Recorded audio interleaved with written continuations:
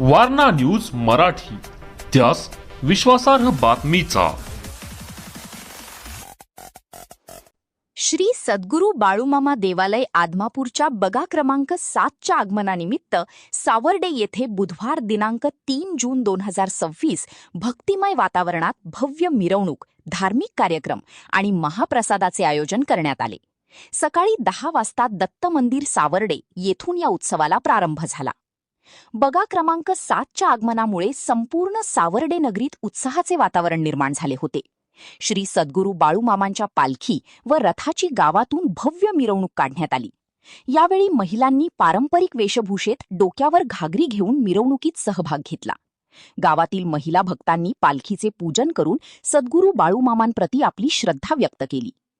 धनगरी ढोल, ताशा आणि बाळूमामांच्या नावानं चांगभलच्या जयघोषाने संपूर्ण परिसर दुमदुमून गेला.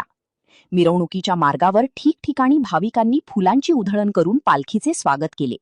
अनेक ठिकाणी पालखी पूजनाचे कार्यक्रम पार पडले. आयोजकांनी दिलेल्या माहितीनुसार बगा क्रमांक 7 सोबत सुमारे 5000 लहान मोठ्या मेंढ्या तसेच 500 सेवक सहभागी झाले होते. त्यामुळे हा सोहळा विशेष आकर्षणाचा केंद्रबिंदू ठरला. मेंढ्यांच्या कळपासह निघालेली मिरवणूक पाहण्यासाठी आणि दर्शन घेण्यासाठी मार्गावर हजारो भाविकांनी गर्दी केली होती. सायंकाळी विद्या मंदिर सावर्डे पटांगणात धार्मिक ओव्या आणि महाआरतीचे आयोजन करण्यात आले. या कार्यक्रमात सावर्डे व परिसरातील हजारो भाविकांनी उपस्थित राहून श्री सद्गुरू बाळूमामांचे दर्शन घेतले.